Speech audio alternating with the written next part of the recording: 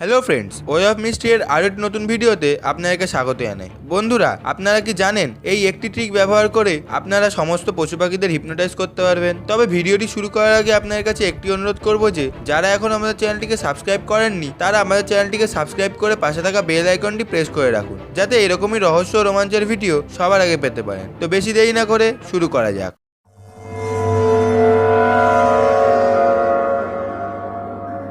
বন্ধুরা, আমাদের পৃথিবী নানা রকম জীবজন্তুতে ভরা। পৃথিবীর বিভিন্ন জায়গাতে বিভিন্ন রকমের আবহাওয়ার কারণে সেই জায়গার অনুযায়ী সেখানকার বিভিন্ন রকম পশু পাখি হয়ে থাকে। পৃথিবীতে যত জীব আছে তার মধ্যে সবচেয়ে বুদ্ধিমান জীব হলো মানুষ। মানুষ তার বুদ্ধির জোরে নিজের থেকে 10 গুণ বড় এবং শক্তিশালী জীবের ওপরে নিয়ন্ত্রণ করতে সক্ষম হয়েছে। বন্ধুরা, আপনাদের মধ্যে অনেকে হয়তো টিভি সিরিয়াল বা সিনেমাতে হিপনোটিজমের ব্যাপারে দেখে থাকবেন, যা দিয়ে এক ব্যক্তি অপর ব্যক্তিকে বা কোনো পশুকে নিজের বশে করে নিজের কাজ করিয়ে নেয়। আজকের ভিডিওতে আমি আপনাদেরকে হিপনোটাইজ করার কিছু ট্রিক দেখাবো, যা দিয়ে আপনারাও কিছু পশু পাখিদের হিপনোটাইজ করতে পারবেন। তো ভিডিওটা পুরোটা দেখবেন। জাপানের কানজাওয়া সেনজি একজন মহান অ্যানিম্যাল ট্রেনার। তিনি তার যোগবিদ্যার মাধ্যমে যে কোনো পশু পাখিকে হিপনোটাইজ করে ঘুম পাড়িয়ে দিতে পারে। মাস্টার সেনজি পশু পাখিদের হিপনোটাইজ করার জন্য 3 এনার্জির ব্যবহার করে থাকে, যার কারণে তিনি পশু পাখিদের মধ্য দিয়ে এনার্জি আদান প্রদান করতে পারে, আর এই এনার্জির কারণেই তারা ঘুমিয়ে পড়ে।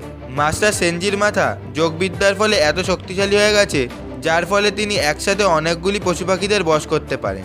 অনেকবার টিভি শোতেও তার এই শক্তির প্রদর্শন করা হয়েছে, যেখানে মাস্টার সেনজি কোনো পশু পাখিকে না ছুঁয়ে দূর থেকে তার হাত ঘুরায় এবং সেই জন্তুটি সেই স্থানে ঘুমিয়ে পড়ে।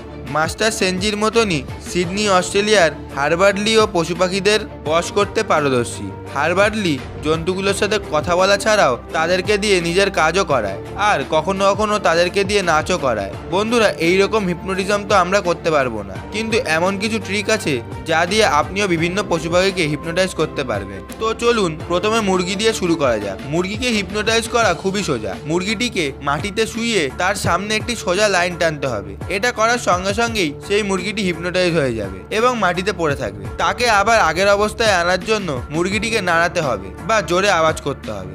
শার্ক, হ্যাঁ বন্ধুরা, শার্ককেও হিপনোটাইজ করা যায়। শার্ককে হিপনোটাইজ করার জন্য তার নাক ভালো মতন ঘষতে হবে, যার ফলে সে হিপনোটাইজ হয়ে যাবে। আর একবার একে হিপনোটাইজ করার পর আপনি একে যেখানে খুশি নিয়ে যেতে পারবেন। কিন্তু শার্ককে হিপনোটাইজ করার এই কৌশলটি খুবই বিপজ্জনক, কারণ শার্কের নাক ঘষার জন্য আমাদের হাত শার্কের মুখের সামনে নিতে হবে, যা খুবই বিপজ্জনক কাজ।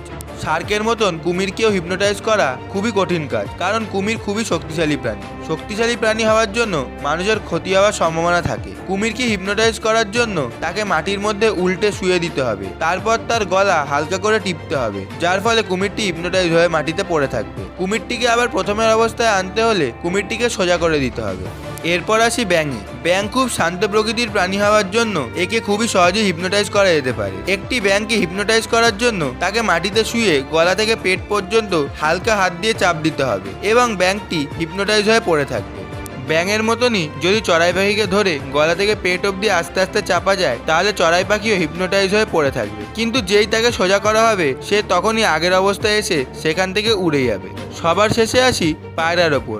পায়রাকে হিপনোটাইজ করার জন্য একে প্রথমে হালকা হাতে ধরে তার মাথার চারদিকে আঙ্গুল গোল গোল করে ঘোরাতে হবে এবং পায়রাটি হিপনোটাইজ হয়ে যাবে। আর যতক্ষণ না তাকে নাড়ানো হবে ততক্ষণ সে হিপনোটাইজ হয়ে সেই স্থানেই পড়ে থাকবে। বন্ধুরা, ভিডিওটি আপনাদের কেমন লাগলো আমাকে কমেন্টে অবশ্যই জানাবেন। ভালো লাগলে লাইক দিন এবং আপনার বন্ধুদের সাথে শেয়ার করুন, এবং আমাদের চ্যানেলটিকে সাবস্ক্রাইব করতে ভুলবেন না। আর যদি আমার সাথে কথা বলতে হয় তাহলে আমার ফেসবুক, ইনস্টাগ্রাম এবং টুইটারের লিঙ্ক আমার ফার্স্ট কমেন্টে পিন করা থাকবে। আবার দেখা হবে পরের ভিডিওতে। ততক্ষণ ভালো থাকুন, সুস্থ থাকুন। ধন্যবাদ।